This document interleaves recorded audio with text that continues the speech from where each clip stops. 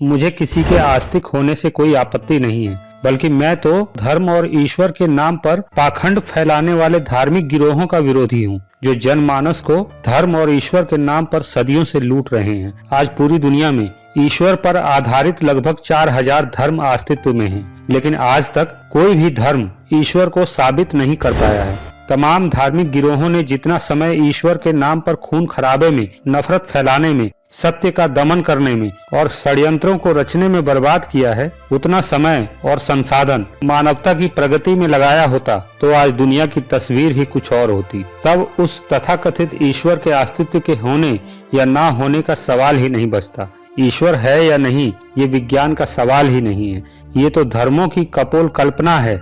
विज्ञान को जिस दिन कोई ईश्वर नाम का जीव मिल जाएगा, उस दिन विज्ञान के लिए भी ईश्वर की यह खोज बहुत बड़ी उपलब्धि होगी। सभी धर्मों की बुनियाद में ईश्वर है, यानी धर्मों का पूरा बखेड़ा ईश्वर, अल्लाह, गॉड के अस्तित्व से ही शुरू होता है। वो ईश्वर जो अजान और घंटे की आवाजें सुनता है, भक्त जनों की व्यथा को क्षण में दूर करता है, उसकी प्रार्थना को स्वीकार करता है, नमाज को पसंद करता है, हज से खुश होता है, जानवरों की कुर्बानी का सवाब देता है, दुआओं को कबूल करता है, ब्राह्मण, गाय और धर्म की रक्षा के लिए समय समय पर अवतार लेता है, कबीलों को सही रास्ते पर लाने के लिए पैगंबरों और नबियों को भेजता है, फिर उन नबियों पर आसमान से किताबें उतारता है। ये वही ईश्वर है जो धरती पर धर्म की स्थापना के लिए किसी कुंवारी लड़की को प्रेग्नेंट भी कर देता है।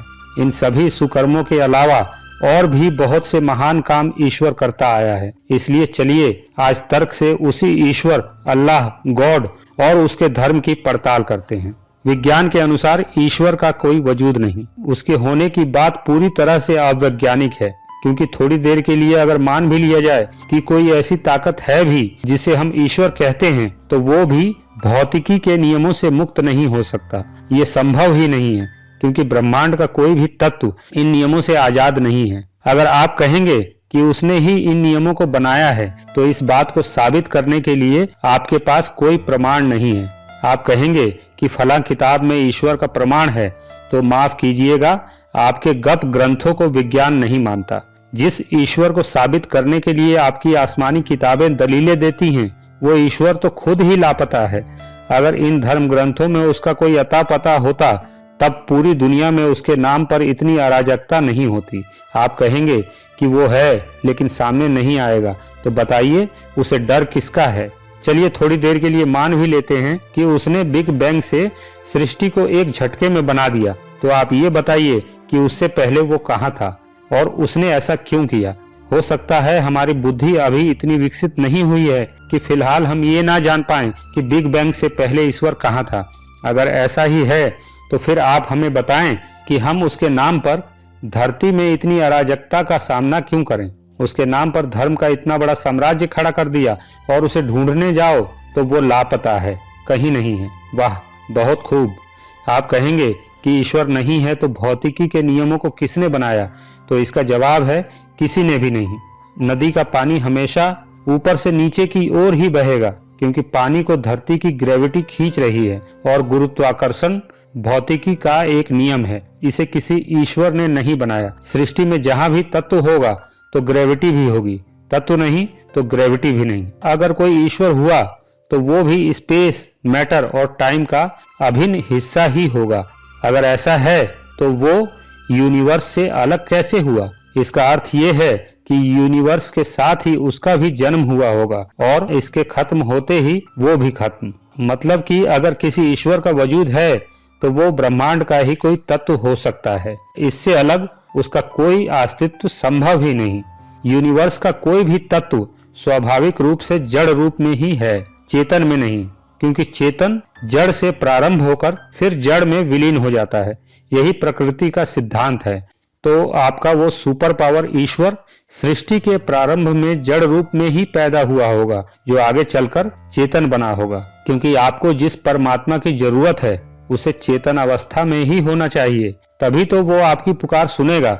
उसके जड़ होने से आपका क्या लाभ। अब आप जिस परम चेतना शक्ति को खोज रहे हैं, अगर वो प्रकृति के नियमों के अनुरूप है, तो लॉजिक से देखें तो एलियंस की अवधारणा की तरह ही उसका अस्तित्व भी संभव है। लेकिन आपको ये भी मानना ही पड़ेगा कि वो भी एलियंस की तरह ही भौतिकी के नियमों से बंधा होगा और इन नियमों से छेड़छाड़ करना उसके बस की बात नहीं होगी, क्योंकि वो इस रूप में प्रकृति का हिस्सा तो हो सकता है लेकिन स्वयं प्रकृति से ऊपर नहीं हो सकता। सृष्टि का अंग तो हो सकता है लेकिन सृष्टि का बाप नहीं हो सकता। अब सवाल ये है कि अगर वो परम एलियन अथवा परम प्राणी या परम पिता भौतिकी के नियमों से मुक्त नहीं है तो निश्चित है कि उसका भी विकास ही हुआ होगा। प्रकृति के 3 ही सिद्धांत हैं जो सार्वभौमिक हैं: उत्सर्जन, विकास और विनाश। सृजन, विकास और विनाश का यह सिद्धांत जड़ और चेतन दोनों पर लागू होता है। क्योंकि ईश्वर भी प्रकृति का हिस्सा होगा, इसलिए सृजन, विकास और विनाश का सार्वभौमिक सिद्धांत सभी तत्वों के साथ आपके ईश्वर पर भी लागू होना चाहिए। सृष्टि में जड़ हो या चेतन, उसका सृजन होता है, वो विकास करता है और आखिरकार उसका अंत हो जाता है।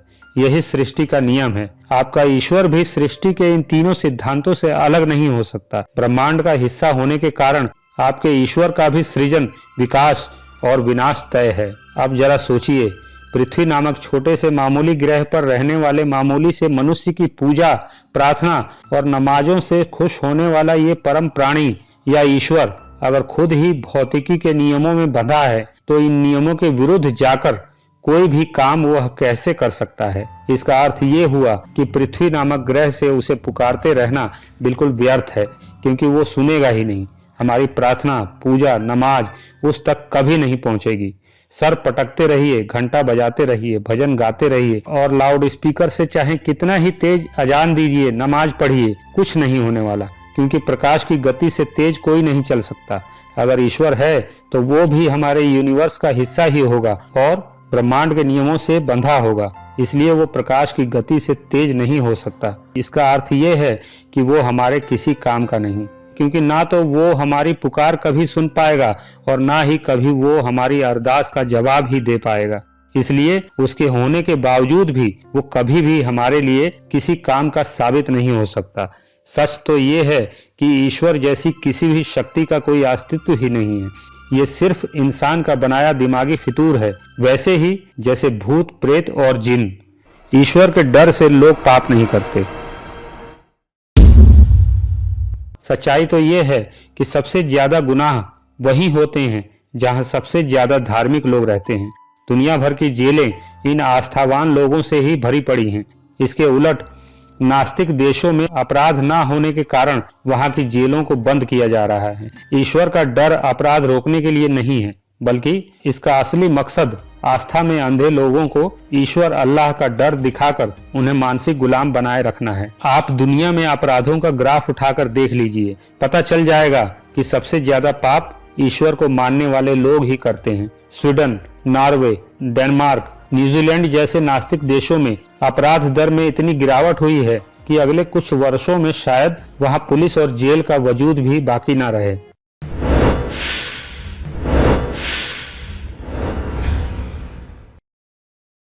इसके पीछे किसी ईश्वर का डर नहीं, बल्कि कठोर कानून और संपन्न आर्थिक व्यवस्था के कारण वहां ऐसा संभव हुआ है। वरना इन मुल्कों का पुराना इतिहास उठाकर देख लीजिए। जब वहां तेल नहीं था तब इन सभी मुल्कों की स्थिति आज के सूडान और सीरिया से भी बुरी थी। तब वहां केवल धर्म, अल्लाह, शोषण, भुखमरी, कुपोषण, अपराध और अराजकता के सिवा कुछ नहीं था। ईश्वर पर आधारित सामाजिक व्यवस्था तब तक ही मानवीय बनी रह सकती है जब तक ईश्वर केवल व्यक्तिगत विश्वास तक ही सीमित रहता है। जैसे ही ईश्वर धर्म का हिस्सा बन जाता है, वह शोषण का हथियार बन जाता है या बना दिया जाता है। इसलिए आज वक्त की यही मांग है कि हम ईश्वर नामक सामाजिक बीमारी से सदा के लिए मुक्त हो जाएं। ईश्वर खत्म तो समझिए कि ईश्वर पर आधारित तमाम धार्मिक गिरोह भी समाप्त हो जाएंगे और इन धार्मिक गिरोहों के बनाए सभी पाखंड भी इनके साथ ही खत्म हो जाएंगे। और जब धरती इन धूर्तों के बनाए शोषणवादी धर्मों के मकड़जाल से मुक्त हो जाएगी, तब हमें कहीं और स्वर्ग खोजने की जरूरत ही नहीं पड़ेगी, क्योंकि तब ये धरती ही स्वर्ग से सुंदर हो जाएगी। अगर आप मेरे विचारों से सहमति रखते हैं तो मुझे इस नंबर पर आर्थिक सहयोग भेज सकते हैं। मुझे आपके सपोर्ट की ज़रूरत है। इंसानियत जिंदाबाद।